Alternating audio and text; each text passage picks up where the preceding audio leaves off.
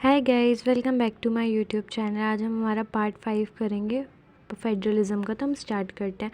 Last video जो थी वो पार्ट 4 ही थी, बट बाय मिस्टेक मैंने पार्ट 3 बोल दिया था, बट वो पार्ट 4 ही है, सॉरी। फिर हम स्टार्ट करते हैं। Provision that create a strong central government. कौन कौन से प्रोविजंस हैं जो सेंट्रल गवर्नमेंट को बनाते हैं, क्रिएट करते हैं। द पार्लियामेंट, हम रीड करेंगे उसके बाद समझेंगे। The parliament is empowered to form a new state by separation. I think ये कर लिया था हमने, हाँ हमने ये कर लिया था। हम यहाँ से स्टार्ट करना था। Conflict in India. Conflict in India, federal system, demand for autonomy. Sometimes these demands accept that the division of power should be changed in the favor of states. More power and important power to be assigned to the states. Another demand is that the state should have independent sources of revenue, gather control over the resources. This is known as financial autonomy. The third aspect of autonomy demands state is to administrative power of the state. State rescind the control of central over the administrative machinery.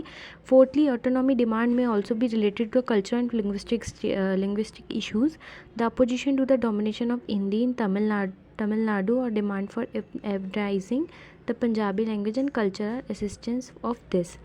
देखो, ये जो demands होती हैं accept करके, जो division of power होता है ना स्टेट्स के बीच में, ये चेंज हो जाती है फेवर में स्टेट्स के। और जो और पावर होती है वो मतलब बहुत ज़्यादा इंपॉर्टेंट पावर असाइंड हो जाती है स्टेट्स के लिए। और इसके अलावा सेकेंडली जो डिमांड होती है स्टेट्स की, ये होती है कि हमें इंडिपेंडेंट सोर्सेज दो रेवेन्यू के, हमें किसी भी सेंट्रल गवर्नमेंट पे डिपेंड नहीं होना है ना।